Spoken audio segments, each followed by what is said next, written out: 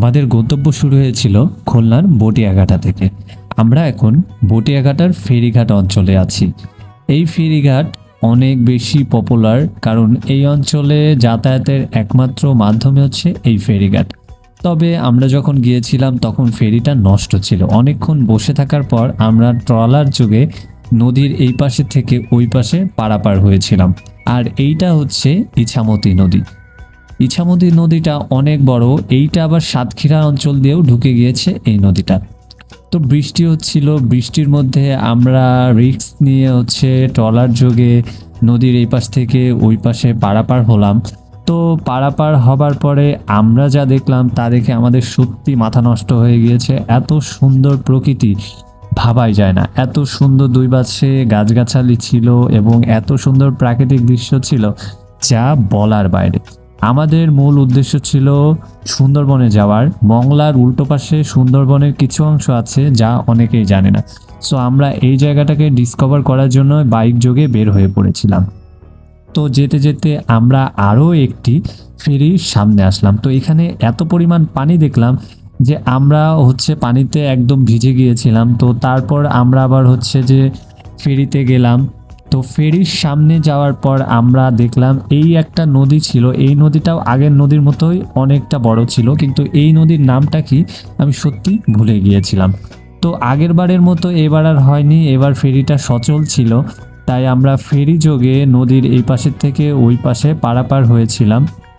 আর এই সময়টা অনেক বেশি ভালো লাগছিল, কারণ ফেরি পার হওয়ার সময় আশেপাশের সৌন্দর্য আমরা খুব সুন্দরভাবে উপভোগ করতে পারছিলাম। আর আশেপাশের যে পরিবেশটা ছিল সেটি সত্যি অসাধারণ একটা ফিল দিচ্ছিল। আর বৃষ্টির পরে সৌন্দর্য অনেক সুন্দর ছিল। তো আমরা প্রায় সুন্দরবনের সামনে চলে এসেছি। এই যে সামনে যে দেখতে পাচ্ছেন সুন্দরবন, তো আমরা সুন্দরবনের খুব কাছাকাছি চলে এসেছি। অবশেষে আমাদের কাঙ্ক্ষিত স্থানে আমরা ঢুকে পড়লাম। এটি হচ্ছে সুন্দরবনের অন্য একটা অংশ, যে অংশের কথা কেউ জানেও না, কিন্তু এখানে অনেক সুন্দর একটা ভাইব আছে, অনেক সুন্দর প্রাকৃতিক সৌন্দর্য মণ্ডিত একটা জায়গা আছে। আর তার থেকে বড় কথা হচ্ছে এই জায়গার কথা অনেকে হয়তোবা জানে না।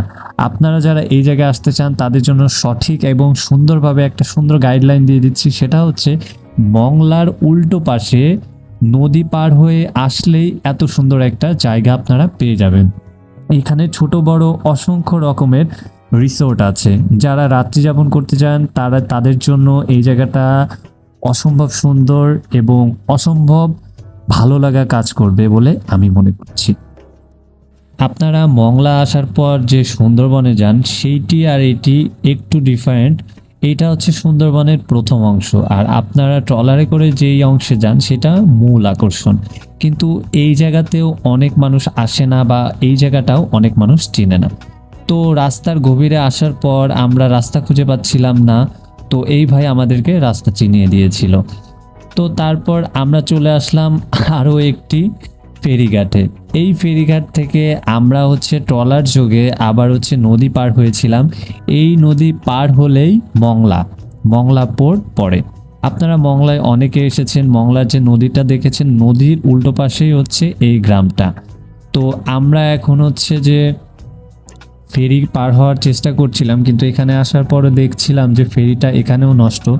তো সময় নষ্ট না করে আমরা আবার ট্রলার যোগে এই পাশে থেকে ওই পাশে পার হয়েছিলাম। আর এখানেও অনেক বৃষ্টি হয়েছিল, আকাশটা অনেক সুন্দর লাগছিল, আর নদীও উত্তাল ছিল, যা অসম্ভব রকমের সুন্দর লাগছিল আশেপাশের পরিবেশ এবং পরিস্থিতি সব কিছু মিলে। তো এখান থেকে আমরা হচ্ছে 50 টাকার টিকিট কাটলাম। টিকিট কেটে ওই পাশে যাওয়ার জন্য আমরা হচ্ছে যে পার হওয়ার জন্য শুরু হয়ে গেলাম, রেডি হয়ে গেলাম। তো এই যে এই ট্রলারে করে আমরা হচ্ছে যে নদী পার হব। এই নদীটাও অসম্ভব বড় ছিল। খুলনার মধ্যে এত বড় বড় নদী ভাবাই যায় না। বাংলাদেশ এত বড়, আমাদের বাংলাদেশের বিভিন্ন বিভাগ এত বড়, আমাদের খুলনা বিভাগে এত সুন্দর সুন্দর বড় নদী আছে যা কল্পনাই করা যায় না। তারপর আমি ট্রলারের সামনে বসেছিলাম, সামনে বসে থেকে ভিডিও করছিলাম। ওই যে সামনে দেখতে পাচ্ছেন ওইটা হচ্ছে মংলা পোর্ট এরিয়া। তো এখান থেকে নদী পার হইতে 5 থেকে 10 মিনিট সময় লাগে। তো আমার এই জায়গাটায় অসম্ভব ভালো লাগছিল। একটু একটু গুড়ি গুড়ি বৃষ্টি পড়ছিল। তো তারপর ফিল করতে করতে আমরা কিনারায় চলে এসেছি। তারপর আমরা হচ্ছে যে নদীটা পার হলাম ট্রলার যোগে। পার হওয়ার পর রাস্তা দেখে একদম মেজাজ খারাপ হয়ে গিয়েছে। রাস্তার অবস্থা ভালো ছিল না, বৃষ্টি হচ্ছিল বলে রাস্তা আরও স্যাঁতসেঁতে এবং কাদাযুক্ত হয়ে গিয়েছিল। তারপর এখান থেকে আরও একটা সুন্দর জায়গায় আমরা গিয়েছিলাম, সেটা হচ্ছে রামপাল বিদ্যুৎ কেন্দ্র। আপনারা জানেন খুলনা বিভাগের মধ্যে রামপাল বিদ্যুৎ কেন্দ্র একমাত্র বিদ্যুৎ কেন্দ্র যেটি অনেক বড়। বাংলাদেশের অনেক বিদ্যুৎ ঘাটতি এই জায়গা থেকে পূরণ করা হয় এবং এটি অসম্ভব রকমের সুন্দর ছিল। আশেপাশের রাস্তাঘাট দেখে আমার সত্যি অনেক ভালো লাগছিল।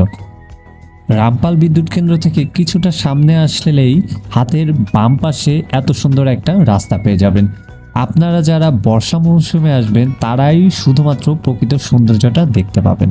তো তারপর আমরা রূপসা সেতু পার হয়ে গেলাম। ওখান থেকে ঘোরাঘুরি শেষ করে রূপসা সেতু অসম্ভব ভালো লাগে আমার। সেতুটা অনেক বড় ছিল, আর যারা এসেছেন তারা তো জানেনই এই জায়গাটা অসম্ভব রকমের সুন্দর। বৃষ্টির পরে সব জায়গায় অসম্ভব রকমের সুন্দর লাগে। তারপর আজকে একটু ফাঁকা ফাঁকা মনে হচ্ছিল, আকাশটা দেখতেই পাচ্ছেন কত সুন্দর ছিল, মাশা আল্লাহ। আর সব থেকে বড় কথা হচ্ছে বাংলাদেশ সুন্দর এবং আমাদের আশেপাশের অবস্থা পরিবেশ সব কিছু মিলে অসম্ভব সুন্দর। আজকের মতো ভিডিও এখানেই সমাপ্ত করছি। আর সব কিছু মিলিয়ে কেমন লাগলো জানাবেন।